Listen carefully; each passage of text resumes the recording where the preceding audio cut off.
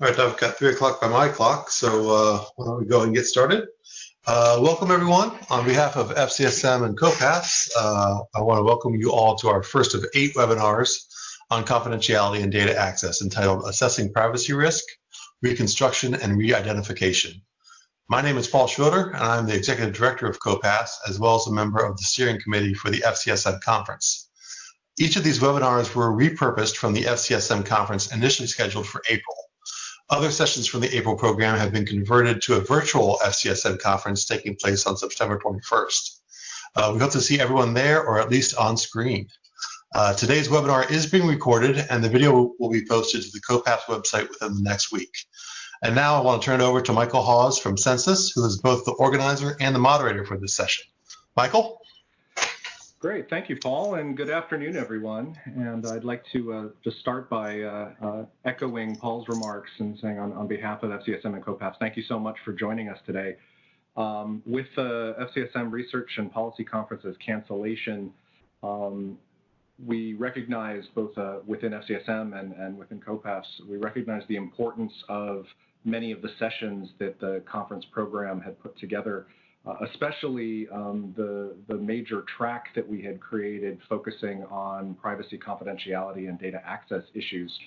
So we're really thankful that COPAS was able to help us put this webinar series together so that we could leverage the efforts and the expertise of the various participants to those sessions. So thank you very much. Today's session focuses on assessing disclosure risk and the role that reconstruction and re-identification studies and experiments can play in quantifying the risk of re-identification in agencies' public data releases. Historically, most agency assessments of disclosure risk have been anecdotal or subjective in nature. One notable disclosure avoidance expert went so far as to say that these traditional approaches had an element of the dark arts about them. They often occurred behind closed doors and often lacked clear, objective, or quantifiable criteria. With the growing privacy threats of today posed by the increasing proliferation of rich third-party data that can be linked to official statistical data releases and increasingly powerful computer algorithms that can perform those linkages, finding objective, quantifiable ways of assessing disclosure risk has never been more important. Our speakers today will be discussing how to perform these types of reconstruction and re-identification studies, and will share their agency's experiences and lessons learned in implementing these studies into their broader disclosure avoidance programs. After the presentations and a moderated discussion, we'll also be reserving time for them to respond to your questions. I'll be monitoring the chat box throughout the webinar today, so please submit your questions and we'll try to get to them all by the end. But first, let me introduce today's speakers. Arif Dajani works in the Center for Enterprise Dissemination at the U.S. Census Bureau. He completed his bachelor's in statistics at the University of Michigan, his master's in applied statistics from GW, and his PhD in statistics from UMBC. He completed both his master's and his PhD while working full-time at the Census Bureau. Arif specializes in disclosure avoidance and statistical computing. He serves on the Census Bureau's Disclosure Review Board, and only yesterday, Arif graduated from a training program in data science at the Census Bureau, where he upgraded his competencies in order to, as he says, keep up with the millennials. So congratulations, Arif. Our second speaker is Ellen Galantucci. Ellen is a research mathematical statistician at the Bureau of Labor Statistics in the Office of Compensation and Working Conditions. She works to improve BLS programs through research related to confidentiality, machine learning, and data linkage. She has a PhD in political science from the University of North Carolina at Chapel Hill. And our third speaker today is Sean Buchholz. Sean is the Department of Housing and Urban Development's head statistical officer and director of the Housing and Demographic Analysis Division. Sean and his team oversee 5 federal housing surveys, including the American Housing Survey and the Rental Housing Finance Survey. Sean received his bachelor's degree from Michigan State University, his master's degree from the University of Maryland, and a PhD in computational social science from George Mason University. So I will thank our speakers in advance. They'll each speak for around 15 minutes, and then we will turn to discussion. So our first speaker, Arif, take it away. First and foremost, can you hear me? Yes. Yes, we can. Perfect. Okay, that's great. Good afternoon, everybody, and thank you for attending today. In addition to my acknowledgments with kudos to my fellow colleagues at Census, I also want to acknowledge my other collaborator who's third on the program today, Dr. Sean Buckle from the Office of Policy Development and Research at HUD. We've done good work together in panel sample attrition as well as disclosure avoidance. Next slide, please. Today I'm going to talk about database reconstruction, data re-identification, really the 101 level, straightforward level. Database reconstruction, data re-identification studies. Welcome to WebEx. Enter your access code or meeting number followed by... Okay, I'll start again. Database reconstruction, data re-identification studies uncover the potential for disclosure. Enter your attendee ID or the numeric meeting path. Okay. Confidential internal use microdata from attacks using previously published tables, external, auxiliary, administrative, and/or procurable data. Database reconstruction has led the Census Bureau to conduct research that will modernize our disclosure avoidance methods for all of our public use statistical data products. Next slide, please. Re-identification studies uncover disclosure risk through record linkage of external microdata to confidential internal use microdata that support inferences about persons, households, or businesses. Reconstruction studies uncover disclosure risk through the ability to build confidential microdata of persons, households, and businesses from published tables generated from confidential internal use microdata. Findings from database reconstruction and data re-identification studies can be conveyed to and understood by stakeholders. Next slide, please. For tabular data, database reconstruction studies often attempt to link tables produced for a given survey or census. The goal is to determine if there are cells appearing in several tables that could be linked together to form microdata records for people or households in small geographic areas. The most recent database reconstruction study was a combined internal reconstruction embedded re-identification attack on the 2010 decennial census, using tables to reconstruct census microdata and an external database to re-identify them. Full re-identification where all linking variables matched were confirmed for 17% of all persons in the United States. This validated the decision to modernize disclosure avoidance methods for the 2020 census. Next slide, please. I'm now going to share information about database reconstruction using 3 really easy examples, and then that will motivate the kind of work that's being done in nowadays in reconstruction.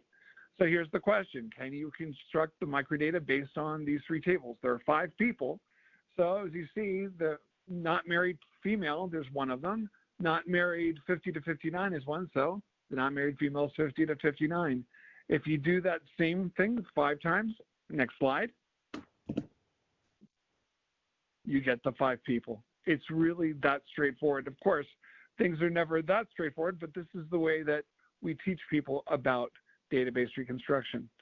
Next slide, please. Weighted data is interesting because when you see a weighted number, you don't necessarily know how many that represents. So we'll start with a story. There's a person who's the only one in the sample who rides a bicycle to work in some geographic area. A univariate table shows a weighted count of the number of people who rode a bicycle to work in that county, and let's say a sample weight is 30. A data user would see a 30 in the table cell of people who rode a bicycle to work in that county. There's also a table that includes the weighted number of people who rode a bicycle to work by occupation. One occupation showed a count of 30 for those who rode a bicycle. Everything else in that row were zeros. Next slide, please.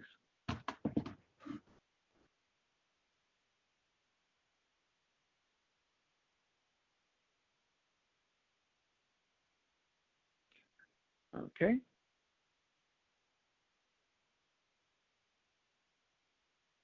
Next slide. Are you at slide 8? Back one. There you go. It turned out that there were 18 tables just like the one for occupation. One cell had a frequency count of 30. The rest in that row were zeros. The weighted count of 30 never dispersed across rows of tables with other characteristics, as did, say, the number of people who drove their own cars to work. The bicycle row would always read 30 in just that row of related tables. As a result, the weight of 30 clearly represented one person, as opposed to, say, 10 people, each with a weight of 3. Because we had that information for 18 characteristics, we could reconstruct 18 characteristics of that one person with a weight of 30 who rode to work by bicycle. As a result of issues like this, the Census Bureau's Disclosure Review Board, or DRB, requires unweighted cell sizes when reviewing information products for external release. Next slide. Here is an example from a public use file. It's a sparsely populated tract in an unspecified county, unspecified state. The table numbers and the block numbers are pseudonymized. In this case, we have one man who lives in each block. A woman lives in block 1, 2, 3, 4. The tract is comprised of these 3 blocks. So as you see to the left, table 1 reports sex by age group by block. So again, 2 people, 1 male and 1 female, in 1, 2, 3, 4. Then 1 person, 1, 2, 3, 5. 1 person in 1, 2, 3, 6. And you see their age categories. Next slide, please. Table 2 reports sex by Hispanic origin by block. The only person of Hispanic origin in the tract is the man in census block 1, 2, 3, 4. Next slide. Table 3 reports sex by single year of age by tract. Usually when you go to a higher level of geography, you can put more detailed information. But in this case, we have a very sparsely populated tract. So normally you would see something like age 1 to 115 with lots of zeros in this case, but to save space on the slide, you see the ones. So where table 1 gives age ranges, table 3 gives exact ages. Therefore, from tables 1, 2, and 3, we have reconstructed the block, age, sex, and Hispanic origin for each person in this tract. Again, sparsely populated. Next slide, please. Database reconstruction studies are far more complicated than the examples provided earlier. They are increasingly solvable using, for example, mathematical programming software such as the Gurobi Optimizer, CPLEX, or GLPK. The problem: publishing too many tables is the problem. Better solvers make database reconstruction easier. As a result, data users may have to get accustomed to receiving far fewer tables derived from internal use data because of the issue of database reconstruction. We move on now to data re-identification. Next slide. Whenever disclosure avoidance techniques are employed, it can be useful to conduct a re-identification study to assess the disclosure risk of microdata and tabular information products before they're made publicly available. Data re-identification studies measure disclosure risk from specific attacks carried out using pre-specified auxiliary data. Record linkage of Census Bureau microdata to auxiliary microdata files results in the calculation of re-identification rates. Re-identification studies may indicate that disclosure risk is too high and can be reduced by dropping variables from the public use file. Auxiliary files may include GIS, Geographic Information Systems, shapefiles, and web scrape files.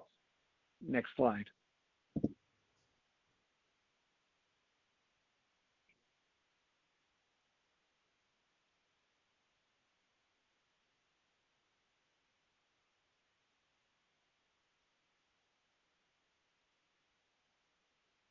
Okay, next slide, please. There we go. We went one far. One back, please. There we go. The objective is to minimize re-identification risk. A low re-identification rate on its own does not indicate that a public use file is safe for release. The bigger issue is if you have a high rate. A high re-identification rate indicates that a public use file is not safe for release. Re-identification studies are conducted for pre-specified data sets at pre-specified points in time. They don't protect against new external data sets or future data releases. The Census Bureau acquires external data that are relatively easy and legal to obtain. With access to additional data, there would be greater chance of linkages to public use census data from the inside. Next slide, please. Okay, now I have some terminology here that we have a common set of definitions across 3 different re-identification methods. In a re-identification study, 2 data sets, an external intruder file, or you can call it an auxiliary file, and a public use file, ones that, for example, the Census Bureau would be releasing, are record linked using a set of linking variables. A cell is defined as a unique combination of the values of the linking variables. And what we often do in the case of continuous variables, like some value, is that we may put it into quintiles so that we can put them in categories. We don't have to do that, but that's one way of doing it. The number of observations in that cell comprises a value in the resulting cross-tabulation in the EIF and the PUF. The goal is to protect information in the internal use file. For a specified cell, let there be E, so I'm using the letter E, elements in the EIF, and P, using the letter P, elements in the PUF. Therefore, their cell counts are E and P. We could also have need to call min for the minimum of E and P, and max for the maximum of E and P. So next slide, which would be slide 16. There you go. Okay. So the most traditional method is sample uniques. When all linking variables match within a cell, if E and P are both identically equal to 1, the number of putative or suspected matches equals 1. Otherwise, the number of putative matches for that cell equals 0. This can be generalized to K greater than 1, where one considers cells with at most K observations in the PUF and the EIF. The number of putative matches in this case would be E times P, where both E and P are less than or equal to K.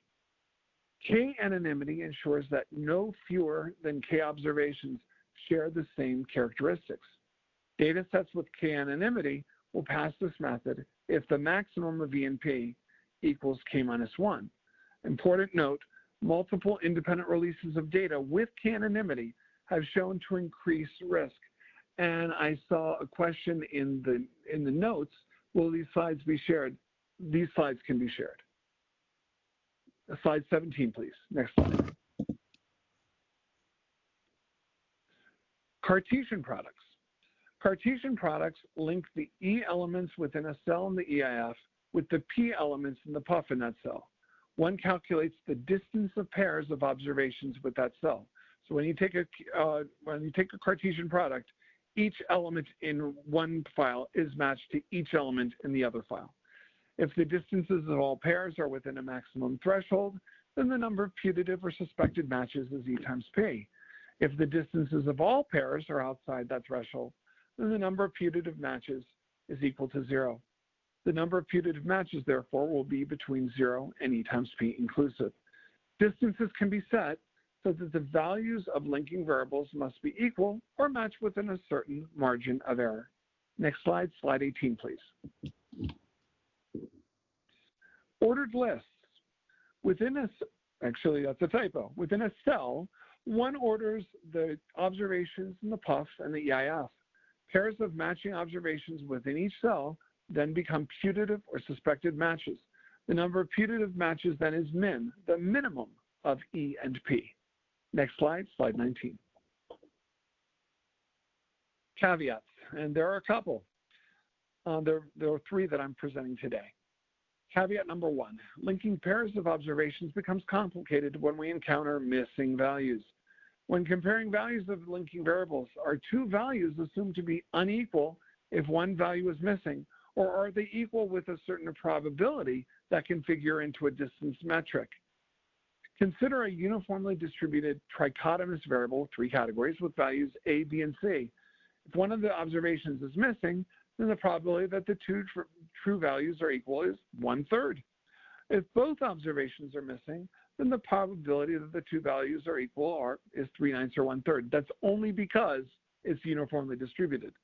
What if the variables are not uniformly distributed? What do you do then? Do we incorporate this for all linking variables? This can get complicated very quickly. Next slide, slide 20. For the first two methods, the value of E times P matters. If P of the E times P putative matches are confirmed, one doesn't know which of those pairs are confirmed. Because an external intruder would not know which of the pairs are correct links, they cannot infer additional characteristics about specific individuals. The advantage of the method of sample uniques with k equals 1 is clear. When a putative pair is confirmed, there's no doubt which pair is confirmed. One option is to add more linking variables to decrease cell size, or add additional external files, again, to increase the number of linking variables. Another option is to use a rule of thumb, say, of p less than or equal to 5. Otherwise, knowing that there are a large number of confirmed matches does not provide critical inference to the external intruder. Even better if we require both E and P to be less than or equal to 5. Next slide, slide 21, please. Ordered lists are quick to run because no Cartesian product is constructed. How one orders such a list will result in varying confirmed re-identification rates. So consider 5 observations in a cell where the EIF and PUF actually consist of the same individuals. A list where the first observation is A, the second observation B to E, is paired with another list with A, B, C, D, E in the same order. Then we have 5 putative matches and 5 confirmed matches. But just change it by 1, A, B, C, D, E paired with B, C, D, E, and A results in 5 putative matches and 0 confirmed matches. External intruders need to account for this extra variability due to order when estimating their confidence in the attack. Next slide, slide 22. Although results are not typically released, recent studies were greatly beneficial to the Disclosure Review Board. Re-identification points to particular variables or combinations of variables on these files that could be potentially used to re-identify someone. Reconstruction points to particular tables or combinations of tables that could potentially be used to reconstruct someone. So re-identification may lead to releasing fewer variables. Reconstruction may lead to releasing fewer tables. Slide 23, next slide, please. That concludes my presentation. After we're finished, I look forward to hearing your questions.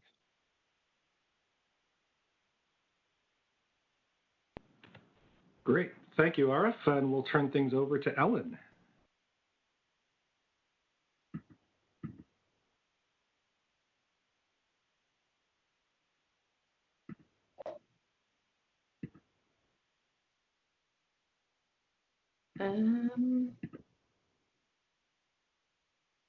Sorry, I need to switch it over just a minute.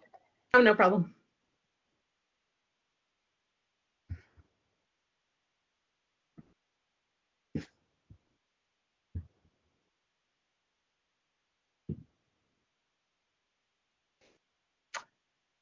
All right. As Michael said, I'm Ellen Galantucci.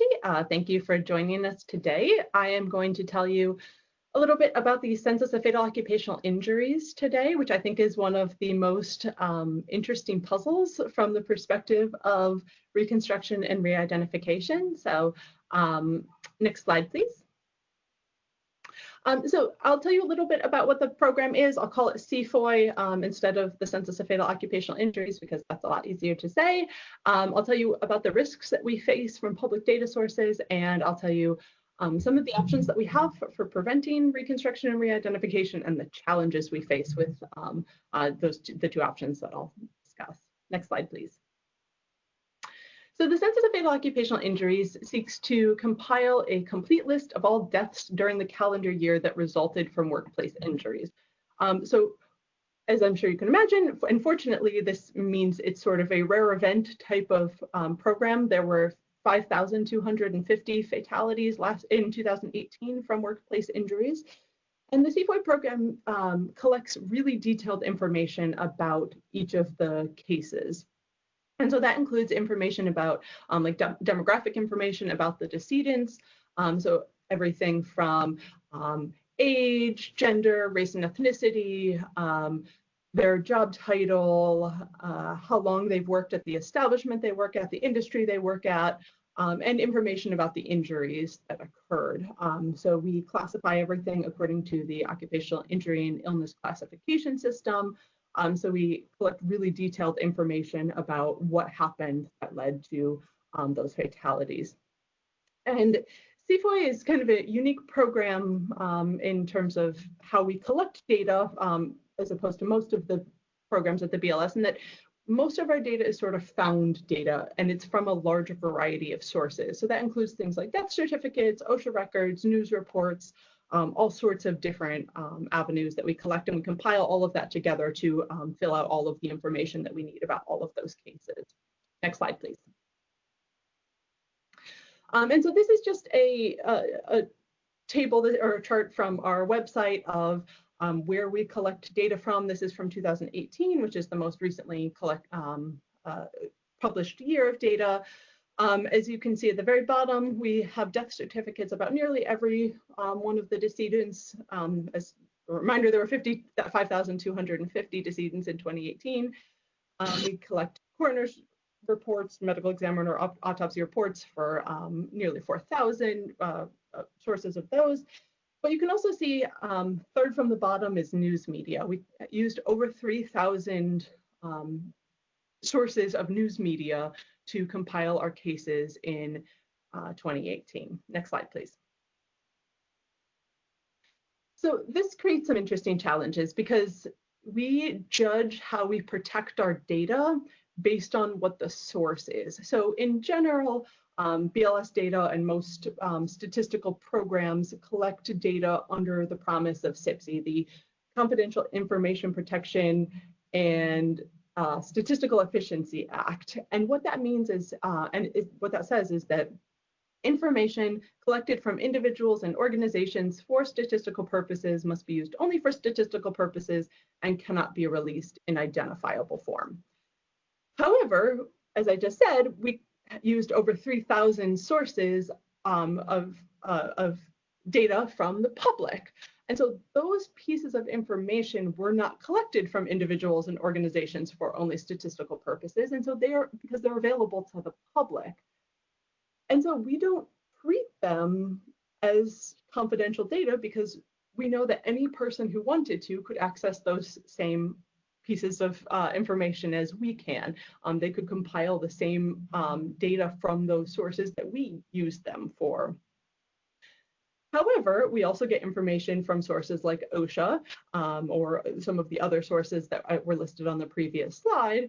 And our agreement with most of those information providers is that we will protect that data under CIPSI protections. So in those cases, we have to protect our data and use it only for statistical purposes and not release it in identifiable form. So that becomes a really challenging problem because we have data that is rare events. It's a small amount of data, only about 5,000 cases per year. A lot of it comes from public sources, and we know that there's a lot more publicly available data than we actually use. 3,000 cases is certainly not all of the pieces of information about workplace fatalities, which do often garner a lot of attention. And so we know that anyone who wanted to learn how to code according to the OICS manual and the standard occupational classification could recreate a large amount of this microdata from these public sources. And so you can go to the next slide, please. So just as an example of how public some of this data can be, so in 2018, there were 52 intentional shootings that led to fatalities among police officers, detectives, and their supervisors. There is a website dedicated entirely to collecting information about fatalities among police officers, detectives, and their supervisors, and they list 52 intentional shootings that led to fatalities in 2018, which is good news, right? I mean, this means that because they're trying to collect a census, and we're also trying to collect a census of this data, and we came up with the same number. But that means any person who wanted to could go through this list and code it according to the exact same information that we code it to, and create, I mean, that's 1% of our data right there. And there's more officer fatalities. This was just an easy example of intentional shootings.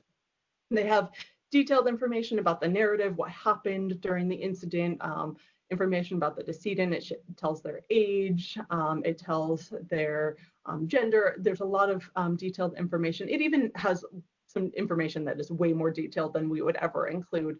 And it's extremely thorough website.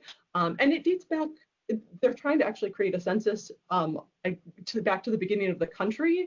I am kind of fascinated by this website. The first decedent on this page was in 1786 when a police officer was collecting taxes and fell off of his horse. So it's kind of interesting, but in recent years, they've had a complete census of all of this data, and you can go through and you can code it just like we do. And so while police officer fatalities tend to be extremely public and get a lot of news attention, not every occupation, not every incident gets that kind of attention, but we know that there's a lot of this type of information out there in the public. Next slide, please. So a couple options that we have for dealing with the type of data that we have in the our data product is, so we produce tabular data, and we suppress data that doesn't meet certain criteria that we think could be released in identifiable form if it comes from confidential data sources. And even if we suppress data and I won't tell you exactly what those criteria are, but even if we suppress cells that fail our primary data screening and we have secondary suppressions, what we know is because you can recreate some of that underlying data, it is easy to sort of back out some of the information that might come from confidential sources, unless we suppress a lot of data, because you could do some of that reconstruction. Another suggestion that we've got for dealing with this disclosure issues is to add noise to the CFOI. And what we know is that in order to produce data at the level that we do, we produce really, really detailed data. And so in order to protect those really small cells in a really rare events survey with a lot of public data, what we know is that we need to add a lot of noise to be able to prevent people from reconstructing that data. Because so many of the cells are small. If you look at our data tables, there's a lot of zeros and ones and twos. I'm sure you can imagine that that would be true. And one of the other problems that we face with something like adding noise is that we wouldn't be willing to change our top line numbers. We're never going to change the total fatalities throughout the year. We're also would not be willing to change some of the sort of higher aggregated levels of information that we publish. And so when you have a lot of small cells and you start adding noise to them, and some of them increase in size, that means some of them also need to decrease in size. And when you have a lot of zeros and ones, as the CFOI program does, it means that you end up with a lot of negative values when you try to add noise. And it's really hard to explain to our data users what it means to have a negative fatality. And so this option creates some problems for usability of our data. Next slide, please. So I'm sort of going to leave you with no real answer to this problem. This is something that we're sort of working through. What we know is that we have a lot of exposure of microdata due to the public nature of this program. We know that so much of it, we collect it through public means, so anyone else could collect it through public means as well and code it just like we do. We have a lot of public health officials, researchers, a lot of unions, a lot of people that use our data and rely on it to be accurate. And so balancing the need for that accurate data, that accurate reporting with the knowledge that we have a lot of available data publicly that anyone could use to reconstruct a large portion of our micro data set, makes it really difficult to prevent reconstruction and re-identification of those confidential data elements that we have. Next slide, please. And so I'll leave you with that. This is my contact information, and I look forward to hearing your questions in the question and answer section. Great, thank you, Ellen. And last but not least, I will turn things over to Sean for the third presentation. All right, thanks, Michael. I'll wait a second here while my slides are pulled up.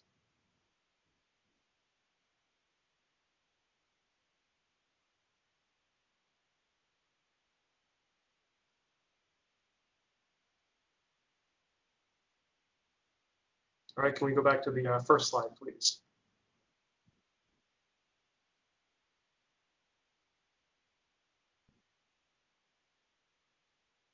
Are you seeing your slides now? Yeah, we're just going to do them in PDF, or are we going to use the PowerPoint file? I can give you full screen if you want. Is that good? Yep. Yep, there we go. Great. All right, so today I'm going to present about a re-identification study we conducted in preparation for publishing the 2015 American Housing Survey public use file. The American Housing Survey is funded by HUD and it's administered by the Census Bureau. So what I'm going to describe to you today is an effort carried out by a joint team from HUD and the Census Bureau, including my friend and fellow presenter, Arif Dajani. Next slide, please. First, a quick refresher on the American Housing Survey. The AHS is a longitudinal survey of housing units, meaning we go back to the same housing units every time we conduct the survey, even if there's a new household living in that housing unit. The focus of the AHS is housing quality, housing costs, and neighborhood assets. And that means we collect a lot of information about the physical and financial characteristics of each housing unit. Every 2 years, we survey a national sample plus oversamples in the 15 largest metropolitan areas. All total, that's about 80,000 housing units. And every 4 years, we survey oversamples in 20 other large metropolitan areas for a total of about 60,000 housing units. Like other federal housing surveys, we publish two main data products: summary statistics tables and public use microdata files. Next slide, please. So why do we feel we needed to conduct a re-identification study for the American Housing Survey? Well, as I mentioned in the last slide, the American Housing Survey collects a lot of information about the physical characteristics and financial characteristics of housing units. As it turns out, public records information such as property tax records, deed records, and mortgage records contain a lot of the same or similar information.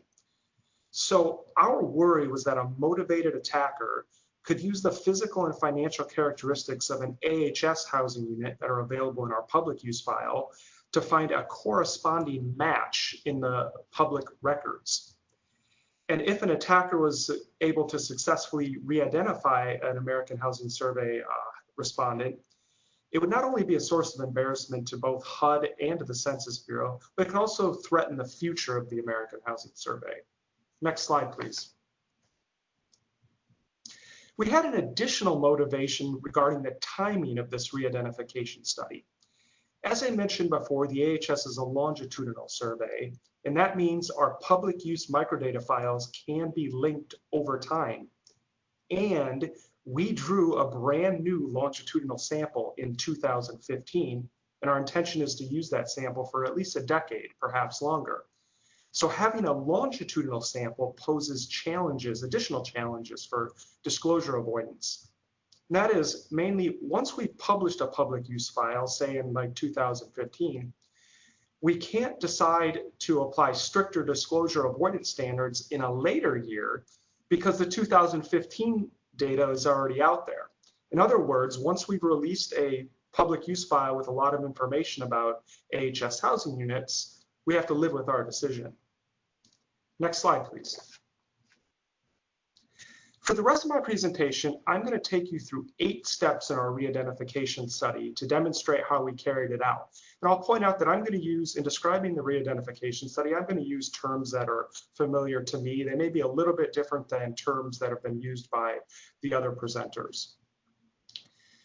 So our first step was a subject matter expert review of both the AHS and the public records in order to understand the scope of the issue we were dealing with. We were trying to answer a simple question: which physical and financial characteristics of housing units were common to both the American Housing Survey and to public records? And our expert review revealed 24 characteristics that were common to both data sources. Next slide, please. On this slide, I list the 24 characteristics common to both data sources, organized by topic. So for instance, in the structural and exterior topic, there were 6 characteristics common to both data sources, including lot size and number of stories. In the systems topic, there were a few characteristics related to heating and cooling, as well as sewer type and water source. And in the financial / sales topics, there were characteristics like sales date and sales price. And finally, there are a handful of mortgage characteristics, such as when a homeowner got their mortgage and the term of their mortgage. Next slide, please.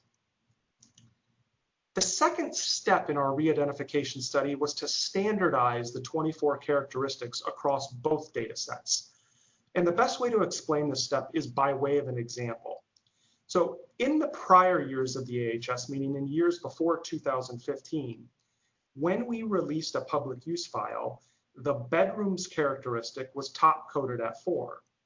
And as we were considering our decision for 2015 and later, our plan was to apply that same top coding scheme.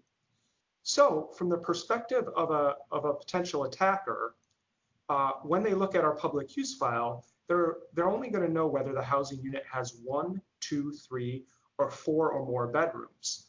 Well, the public records contained no such top coding. So for us to be able to mimic or simulate the actions of an attacker, we had to apply the AHS top coding scheme to the public records data. So I'll say that's an easy example of standardizing the 2 data sources. A slightly more complicated example is with the bathrooms characteristic.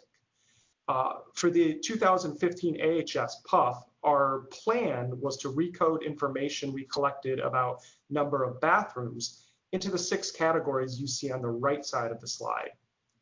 Well, the public records data captures information about bathrooms in a different manner. In many cases, there are actually 3 attributes in the public records data containing information about bathrooms. Number of full bathrooms, number of half bathrooms, and number of 3/4 bathrooms. So in this case, to standardize this characteristic, we had to combine the 3 attributes in the public records data into a new attribute that aligned with the AHS. And I'll just end the description of this step by simply saying that working with the public records data can be very challenging, and as is often the case with data-intensive research, most of the time spent working with the public records data is devoted to getting the data in a usable format. Next slide, please. The third step in our re-identification study is where the fun really starts. And the meat of our re-identification study was hypothesizing how an attacker would take information about the AHS housing unit from the public use file and attempt to find a matching housing unit in public records. And we hypothesized that an attacker would use some type of a fuzzy matching algorithm. So to mimic the actions of an attacker, in this step, we developed a fuzzy matching algorithm. So our fuzzy matching algorithm does this. It takes a single AHS record and then scores it against every public record based on commonality between the 24 characteristics we've identified. Our algorithm was ad hoc, meaning it was developed by subject matter experts based on their knowledge of both data sets. Next slide, please. So this slide gives you a visual sense of what the fuzzy matching algorithm was doing. In the top table is an AHS housing unit record with values for 7 characteristics, although I'll point out there were 24 characteristics total. In the bottom is a public record with values for the same 7 characteristics. So quite simply, when the characteristics match, the fuzzy matching algorithm awards points. And for continuous characteristics like property tax amount, the algorithm rewards more points when the values are numerically closer to each other. Next slide, please. So then the fourth step in our re-identification study was to run our fuzzy matching algorithm. And the result of this step is illustrated in the slide you see here. We see an AHS case being compared to several public records, with the result being the matching score from our fuzzy matching algorithm. And again, I want to drive home the point that in our study, we compared each individual AHS housing unit record to every public record, but with a slight caveat. So we knew going into the construction of our 2015 AHS public use file that we were going to include a limited amount of geographic detail on the public use file. Recall from earlier that I mentioned that the AHS was composed of a national sample as well as oversamples from 35 large metropolitan areas. And we had already made a decision that for housing units in our national sample PUF, we were going to disclose 2 geographic details about each housing unit, the census division and whether the housing unit was inside or outside of a metropolitan area. And then for housing units in our metropolitan area oversample PUFs, we had already decided we were going to disclose the name of the metropolitan area. So we were disclosing some geographic information. And when we ran our fuzzy matching algorithm, we hypothesized that an attacker would in fact use that geographic information to their advantage. For instance, if an attacker knows for certain that an AHS housing unit was in the New York City metropolitan area, we hypothesized that they would limit their search for a matching public record to only the public records of the New York City metropolitan area. Next slide, please. The fifth step in our re-identification study was to decide what criteria constituted a predicted match between the AHS housing unit and a public record. Now, I use the phrase predicted match. Another way to describe this is putative or suspected match. In the interest of time, I'm going to gloss over a bit of detail here and simply state that for each AHS housing unit, whichever public record had the highest match score was considered the predicted matching public record for that AHS housing unit. Another way of saying this is that our fuzzy matching algorithm searched through every public record and identified the public record that was the best match for the AHS housing unit. Next slide, please. The sixth step in our re-identification study was then to determine for every AHS housing unit whether the predicted or best matching public record was in fact the real matching public record. Another way of saying that is whether we needed to confirm whether our putative match was a confirmed match. So in this step, we are simply confirming whether the predicted match is a confirmed match by comparing their addresses. Next slide, please. The seventh step in our re-identification study was to calculate re-identification rates. Directing your attention to the left side of the slide, for our study, we defined our re-identification rate as the number of AHS housing units where the predicted matching public record was in fact the confirmed matching public record. And we divided that by the total number of AHS housing units. Okay, now directing your attention to the right side of the slide, recall that a few minutes ago I explained that because we had already decided that the 2015 American Housing Survey public use file was going to include a few geographic indicators, and we had hypothesized that an attacker would use that information when searching for matching records. So for us, that meant that we needed to calculate re-identification rates for each unique geographic area within our AHS public use file. So for cases in our AHS national sample public use file, we calculated re-identification rates for the 9 census divisions combined with an inside-outside metropolitan areas indicator. So that's a total of 18 areas.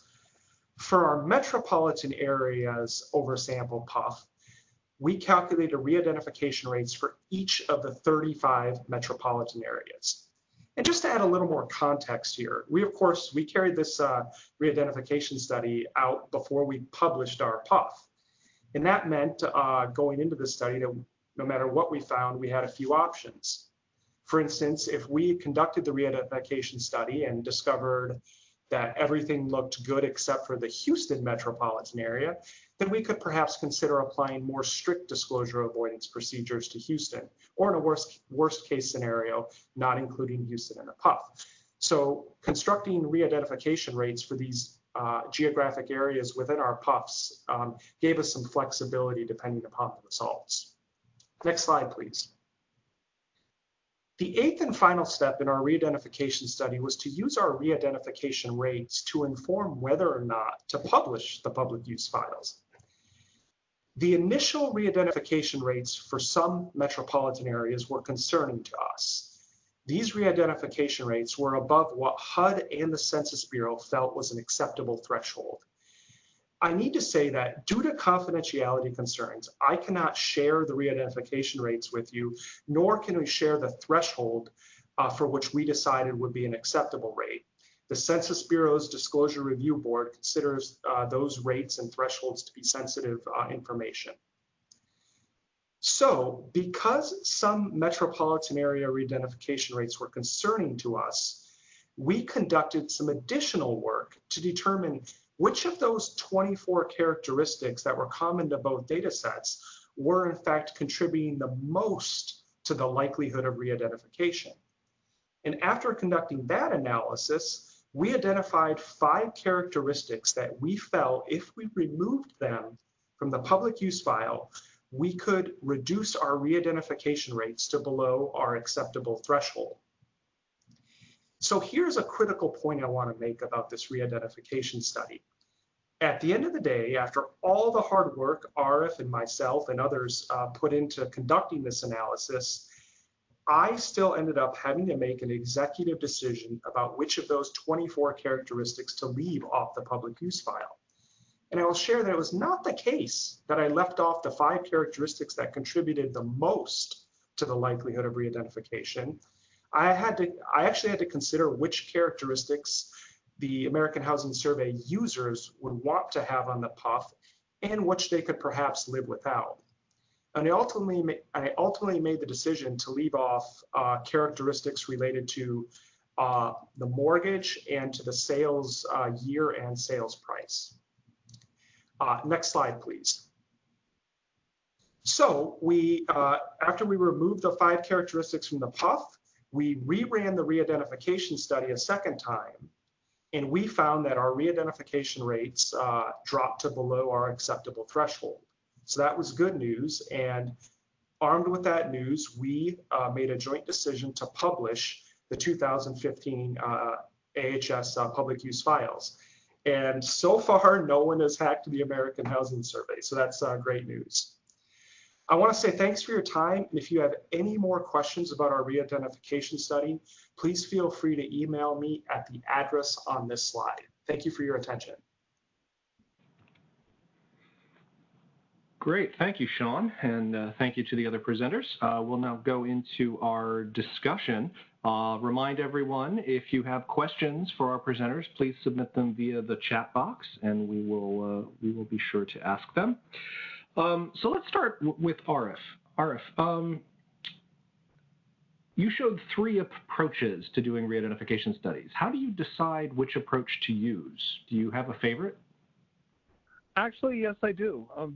What we typically do in re-identification studies is that we do as many as 4 different metrics, and we want to see that more than one of them was successful. In other words, we want to make sure that no matter what kind of metric we use, that it passes, that we get below that threshold. My favorite one is a pretty standard one. It's called the taxi cab metric, where we put everything onto, do you have the same value or not? And if you have the same value, you get a score of 0 because there's no distance. If you're not the same value, if you're not the same score, you get a value of 1. Simple as that. And for continuous variables, we put them into quintiles. And then we look at the percentage of times that you were equal versus not. And if you're below a certain threshold, then you are a putative match. And then after that, we use the internal use data to determine whether it was a confirmed match. So that would be my favorite, easiest to explain. Great, thanks. You also use some automated tools for your re-identification work. Can you tell us a little bit about the software that you and your team have written? Sure, we've written a lot of code in SAS, and the nice thing about this code is that it's generalizable, integrated across different surveys.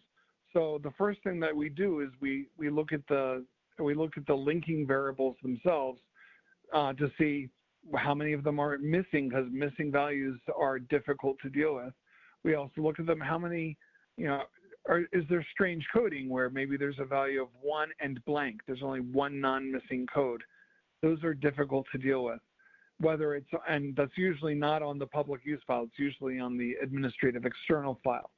And then the software populates a table that shows for every strata, or in the case of AHS, every geography, it shows how well it did, so that a table goes out to the sponsor saying, again, working with the Disclosure Review Board, of whether we would recommend the public use file for release.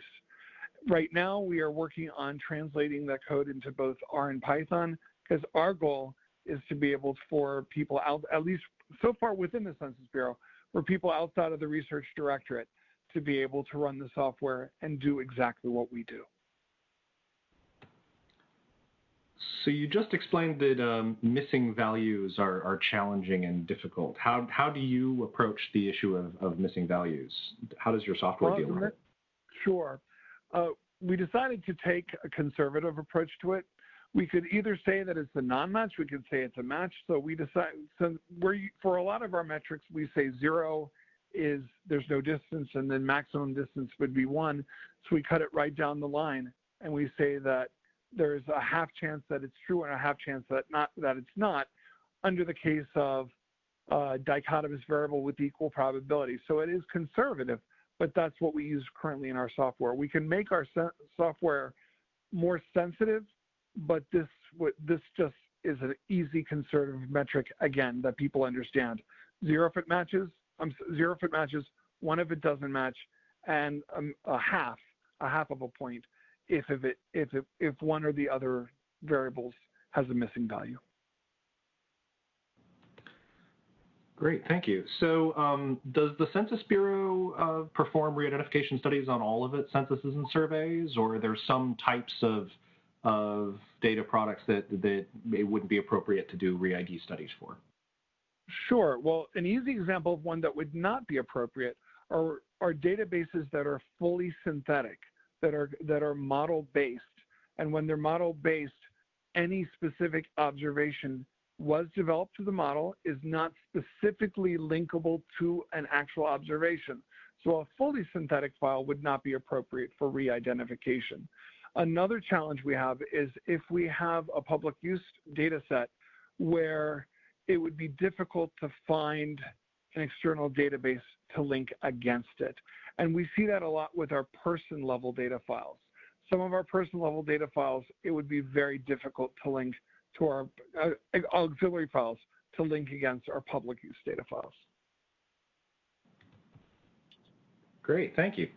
Turning to a few questions for Ellen here.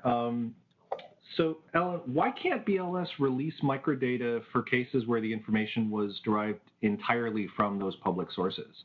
Like if all the police records match with what's on the Officer Down Memorial page, why can't BLS release that information? Why do you have to be concerned about that risk?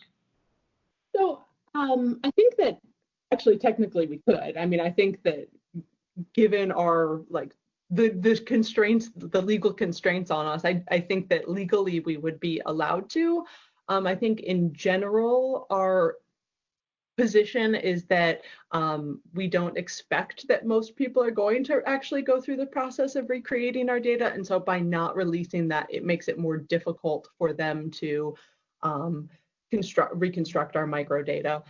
It's also the case that, I mean, we know that there's publicly available data that we got from confidential sources. And so I think that legally we would be allowed to release that kind of data, but in terms of trying to protect our disclosure, it helps to make it more difficult, at least for an intruder, to try to determine some of that confidential microdata. Good point. So it seems CFOI is relatively unique in terms of how much information is publicly available. How common is that extent of publicly available information for other BLS programs? Like, do they face similar Reconstruction risks? So it certainly is unique, and that most programs don't have, you can't just go to a website and find out, 1% of the data just from that one single website. But I think that we have more Reconstruction risk than sometimes we recognize. Um, in terms of, we have things like the quarterly census of employment and wages, and it is a census of all of the business establishments. So I can tell you that the fast food restaurant down the street is included in the QCW because every establishment is theoretically, as best we can, included.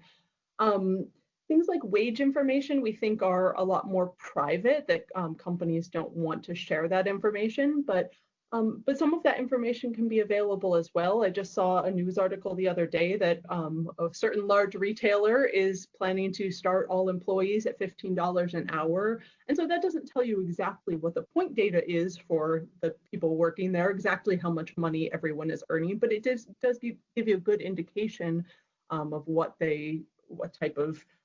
their salary might be. But there's also programs, a couple of the other programs that I work, the other surveys I work on, the National Compensation Survey collects data on benefits packages, and the Occupational Requirements Survey collects information about what is needed to do a job. So like the environmental requirements, do you work in extreme heat or cold or something like that, the physical requirements, the cognitive requirements, educational requirements, those kinds of things. And both of those programs, I mean, a lot of companies will tell you the answers to those questions, even if you just look in their job applications. Their job listings often tell you a lot of information about what's expected of you and what the benefit packages will be. So this is unique, but at the same time, I think that we actually do have a lot of publicly available data that companies are willing to release in some form or another for a lot of these data, our data products. Great, thank you. So one of the advantages of performing re-identification studies is that it can inform the selection of disclosure avoidance methods and the parameters that you implement for those methods. And your example for CFOI really shows the challenge of protecting data that have a lot of small counts, a lot of rare events. From your experience with CFOI and other surveys, like, has the re-identification study kind of informed your selection of methods? Or do you think there are particular methods that are best suited for dealing with those kinds of rare events? Yeah, I think, I think that there are challenges with all of the methods that we have. One of the things that I think will end up changing with CFOI is that I think we publish our data at a level of, so we want to publish as much data as possible and as much detail as possible. But sometimes I think we're publishing at a level that nobody actually cares about that level of detail. It just only adds to disclosure risk. So for example, we try to publish at the 6-digit industry level, the 6-digit NAICS level, but it's not clear that in some cases anybody needs that information. So just as an example, because I think this is an interesting one, we published the 6-digit NAICS custom computer programming services and another 6-digit NAICS computer systems design services, which I'm sure somebody knows what the difference between those are, but it's not clear that anyone needs anything more than the 4-digit NAICS of computer services or whatever it is. And so I think that's something that we need to do a little bit more work on, is to see what our data users actually need. So it's not always the case that the 6-digit NAICS isn't useful. So something like full service restaurants versus limited service restaurants, which is, services, restaurants with wait staff versus fast food restaurants. Those are very different, and there's about 40 fatalities in both of them, or at least there were in 2018. And so I think we need to do a little bit more to figure out what is actually needed, what is actually useful, what are the public health community needs, and then balance that a little bit better with what we're actually producing. Great, thank you. Turning to Sean's presentation, Sean, you walked through kind of the different steps you took in your re-identification study, and the first was kind of finding out the data that were available that could be leveraged for a re-identification attack, and I think you rightfully noted the richness of the public records that you were using in your study. Did you look at any other sources of data that attackers could use, and any other types of intruder files that could be leveraged in those re-ID studies? So not formally.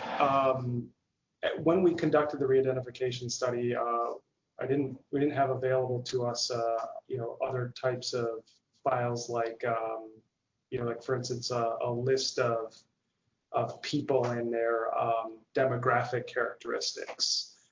Had we had something like that, we potentially could have combined that with the public records data to make an even larger file that had even more overlap with the American Housing Survey. But for this study, we just used the public records. And I want to make a point about that. I'm going to take an opportunity to answer a question that I saw in the chat box, which was, how did you collect the publicly available data, and how important was web scraping? We didn't scrape anything from the web. We went to a vendor and purchased the public records data. And now that was back in, I think, 2013. Fast forward 7 years, there are now at least four vendors that will sell you public records data for every housing unit in the nation, and frankly, for fairly cheap. So this is data that is, I think, pretty easy to come by. Great. So the fact that you mentioned that you didn't include that demographic information, but that it could have led to a richer intruder file, I think highlights a point that Arif made in his presentation about the results of these re-identification studies don't tell you if a file is safe to release. It just helps to alert you if it's clear that a file isn't safe, but it doesn't give you kind of a universal measure of risk of disclosure. It's one based on assumptions, right? Yeah, that's definitely correct. Our findings are specific to public records data, and frankly, specific to the point in time at which we did the re-identification study. It's been 6 years now, maybe about 5 years since we've done the re-identification study, and I don't spend a whole lot of time anymore looking at the public records data, but it's entirely possible that newer versions of the public records data have more characteristics, or characteristics that are more filled in, I guess you would say. There does tend to be a lot of missing data in the public records data. So that kind of begs the question then, that if AHS is conducted every 2 years and you're going to be publishing updated public use files with each iteration, are you planning on conducting new or repeat re-identification analyses in the future as new PUFs are getting ready for publication? So that was kind of one of the points I was trying to drive home early in my presentation, is that the American Housing Survey is a longitudinal survey, and so our PUFs, our public use files, can be linked over time. So even if we, for instance, conducted a re-identification study to support the release of our 2019 public use file and decided, hey, we can't do that, the reality is all that data is already out there in the 2017 and 2015 public use files. At this time, we're not planning to conduct a re-identification study. I will add, though, that I've sort of dreaded the potential of a conversation that could be had where may decide that the threat of re-identification is so large that we would actually need to draw a new longitudinal sample and apply much stricter disclosure avoidance standards. We're not considering having to do that right now, but I hope that doesn't happen going into the future, but I acknowledge that that's also always a possibility. Yikes, that's an important thing for people to consider, particularly as the privacy risks seem to be increasing over time. I'll kind of turn my next question. I'll start with you, Sean, but I want to open it up to Atif and Ellen as well. Like, when conducting these types of re-identification studies, like what you went through all the different steps that you took. What was the most challenging? What was the most difficult step? As I think these re-identification studies, from my perspective, are very data intensive, and we spent, and I say we, RF and his team and myself, just spent a lot of time getting the public records in shape to be able to be a source of data. They were, there's a lot of missing values, a lot of having to recode, what I called in my presentation, standardizing the public records to match what is in the AHS public use files, just a whole lot of data work. And I think if you ask anybody who has done a big data science project, they'll tell you that most of the hours they spent on their project were just cleaning the data. Yeah, and this is Atif. I cannot agree more. That was my answer as well. Right now, we're starting work on another re-identification study where we're using, it's also on household level data, and the issue is definitions. That what is the definition from an external data source may not be the same. So even if variables or linking variables may seem similar, they may not match just because of the way they're interpreted. Also, about web scraping.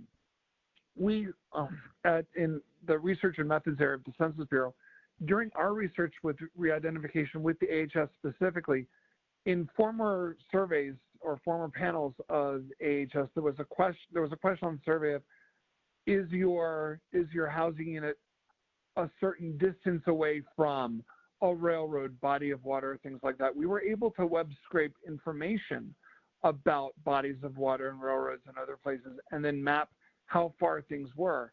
But when someone says a half block away, it's hard to make a uniform definition of distance by the way you would from web scraping. So you'd have to be very careful when web scraping because you can get voluminous data as we're getting right now, but we want to make sure that it's understood the same way from the external source as it would be from the internal source.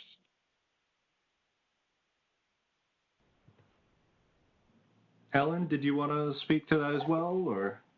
Sure. So, I mean, I think CFOI's coming at this from sort of a different perspective in that, I mean, we know our data are public. I think one of the things that we need to give some consideration to is that there are a lot of other data sources that we don't use that are available. Something like obituaries can contain a huge amount of information about decedents. And we don't use that as a source, but that's a lot of publicly available data. And we need to consider how to use those to inform what we consider to be public data or what our risks are from somebody else using those to create some microdata. So I think that's part of our challenge right now is determining exactly, we know we have a lot of public data. We know a lot of it is available publicly, but there's also a lot of additional information that we also know is available and just trying to figure out exactly what those pieces are. Great, thank you. So turning to some of the questions in the chat, and again, if you have questions, please put them into the chat window. So I think this is a question for you, Atif, kind of tangential but related. Does the Census Bureau intend to apply formal privacy methods to the American Community Survey? If so, how will it accurately estimate potential disclosure risk to individuals in multi-year estimates when respondents may have moved, aged, or changed household status since participating? Okay, in terms of formal privacy for ACS, we are actively doing research into that right now. The challenge with the American Community Survey and most information products at the Census Bureau is that these are weighted data with varying weights. Right now, we are working on mathematically provable private methods for the decennial census. The nice thing about the decennial census is that it's, in essence, unweighted because it's a census. It's also not longitudinal. When we're dealing with weights, we need to be careful on how noise injection would impact it. So research is ongoing, and we'll see how we do. We're working very hard on that. Another issue that's going to be coming in the future will be how we do formal privacy if we want to deal with longitudinal data, such as the American Housing Survey. So that is research that's ongoing. In terms of the multi-year estimates, not really sure about the question because the American Community Survey, though weighted, it is not longitudinal, it's a cross-sectional survey. So it's a large collection of individuals that through the time period, they may have moved, aged, or changed household status later on. But since that period is that, for example, a multi-year or 5-year period, it is accurate for that time. So, I don't see that formal privacy would have an impact because of change, because the survey itself is cross-sectional. Great. Next question from the chat here, and I'll just open it up to any of our presenters here. We keep finding new ways to do re-identification in much the same way as we've advanced database reconstruction. Given this, reconstruction and re-identification studies really only tell us risk relative to the methods used. How is this accounted for in estimating re-identification risk using these studies?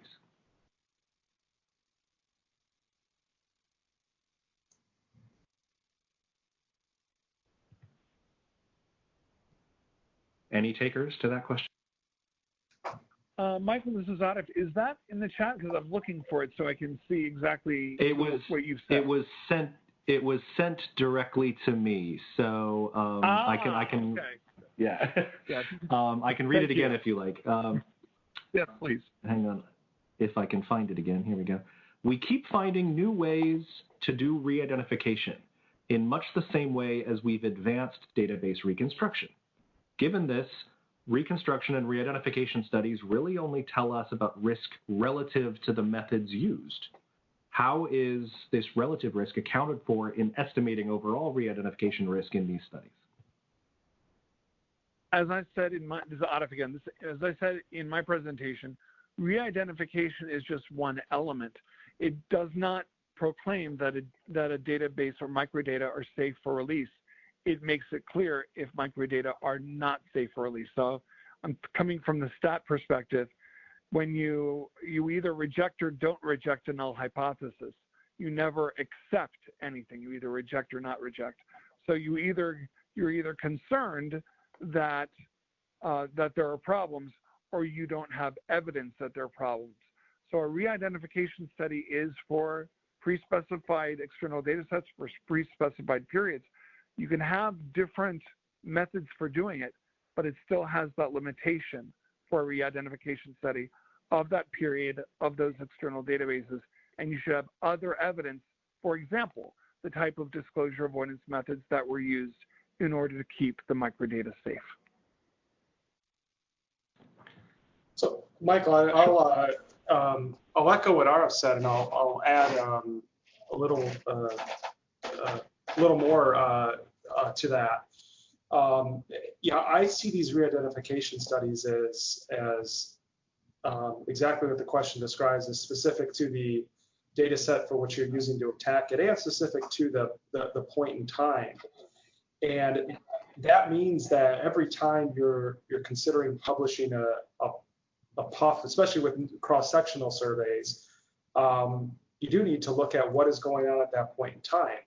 And to give you a concrete example, HUD also funds, and the Census Bureau administers, a survey called the Rental Housing Finance Survey, which is a survey of rental properties throughout the nation.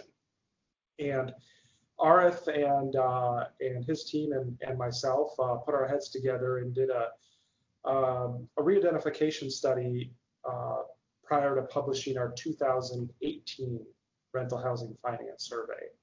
And we used some external sources of data that were available at the time to simulate the attack, and felt pretty good about our results, and we made a decision to publish that public use file. Well, fast forward a few years, and I'm sorry, I meant to say the 2015 RHFS, we made that decision to publish. So fast forward a few years, and I am now thinking about publishing a public use file for our 2018 rental housing finance survey. And as I've been thinking about that, I've come to discover that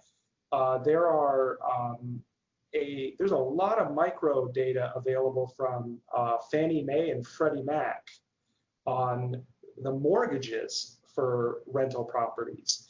I mean, so much so that I now have realized if I'm going to publish the 2018 PUF, if the Census Bureau's DRB is going to approve it, we're going to have to redo our re-identification study to include that Fannie and Freddie data, because it's now there and now know about it. I can't in good conscience not consider its presence. So point being, it's just an evolving world, and we now have to, as we're thinking about our survey production process, we have to put a re-identification study on the plate and say, hey, we got to do that before we can put out data. And just to echo some of... Oh, go ahead, Ellen, yeah. I was just going to echo what they were saying. So I think one of the things that we should consider when doing these types of studies is that it's sort of the minimum level of re-identification. What we're identifying is, we know that there's at least that much identification risk. And so like Sean Arif said, this is a way to tell which cells we know are, or which data points we know are unsafe, but it doesn't necessarily mean that everything else is safe. We know that at least that many data points are at risk. So that really highlights the... Oh, go ahead, Arif. Yeah, another thing to consider is what kind of attacker this protects against. Re-identification studies, the way that we're doing it, protects against wholesale attacks where you're looking to re-identify as many people not knowing any more information than you would have from some external use file. There are times when someone is looking for a specific person. For instance, if you're looking for a hospital discharge survey and you want to see information about a specific person who went to a hospital in this period of time, and you know lots of information about that person, and you want to re-identify that person, and you have lots and lots of information, that these types of re-identification studies don't protect against individual units where people have a lot of information. It protects against wholesale, basically trying to embarrass a data provider about what large percentage of people could potentially be re-identified. So this kind of echoes a point that Sean made in his presentation about using these re-identification studies is really a tool in the risk assessment and risk mitigation toolbox. And that implies that there are policy decisions to be made within our respective organizations about how much risk of disclosure is acceptable. And Sean, you mentioned that you couldn't disclose what the threshold you used was, but how do you go about deciding how much risk is acceptable? Well, I think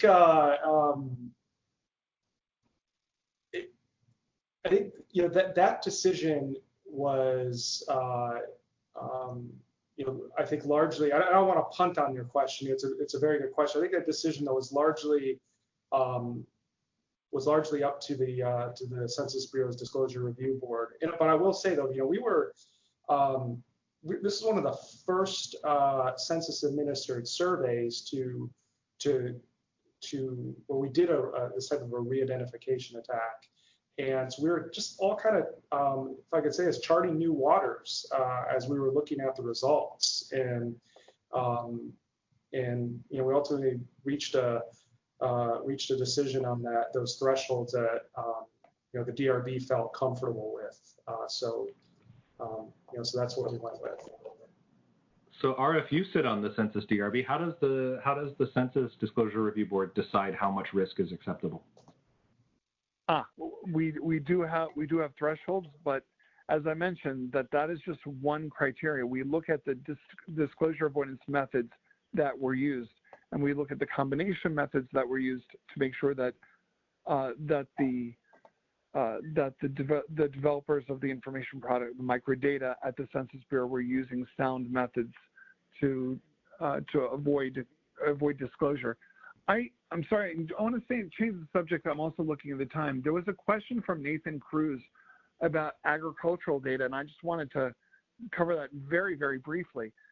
With the type of disclosure that we're protecting against with re-identification and even reconstruction surveys, we're protecting against identity disclosure. There's also magnitude disclosure and inference disclosure. Magnitude disclosure is when you know the identity of a business, for instance, but you don't know how much that business makes, for example, in sales. So if you want to know what's the largest airplane manufacturer in the United States, that's going to be Boeing. And so when we're talking about re-identification there, we're not as concerned there about protecting their identity, but protecting their attributes, their magnitudes. And what we traditionally do at the Census Bureau, and we will likely do for the foreseeable future, is we do multiplicative noise injection. Because if you add a little bit, that doesn't change much. You would need to multiply in order to not make it clear what their attributes are. So I just wanted to make that clear because it was a good question, that we deal with both attribute disclosure avoidance and individual identifiable disclosure avoidance. So we're nearing the end of our time. And I want to kind of pose one kind of general question to our three panelists. So we had a number of people signed in today. We had over 150 at one point. If you had 2 or 3 key points that you'd like the people who attended today to kind of walk away from this discussion, what would they be? And not to put you on the spot, Sean, but we'll go in reverse presenter order. So Sean, why don't you start? Well, I would say that we are working on these re-identification issues, at least with respect to the surveys that I oversee, and that sometimes results in decisions that are not popular with our users. And I've heard comments that you're not being transparent about the decisions you're making, and what I want to say to that is, a lot of that has to do with that we simply can't disclose how we've done the re-identification studies or the different ways in which we've determined that a public use file is suitable for release. So the point being, I want to assure the users out there that this is not like a black box. We have we're following rigorous process, or as rigorous as we can, to make these decisions, and we, and especially speaking on behalf of my agency, HUD, we want to put data in the hands of data users as much as we possibly can.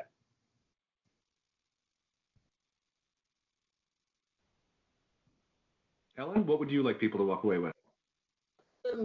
Sort of a similar point to Sean. So I think one of the things that we face is we have these very competing interests of our data users want as much data, or at least we think that they want as much data. We try to put as much data out into the world as we possibly can, and balancing that with the need to protect our data from our respondents, as well as our respondents believing that we're protecting their data.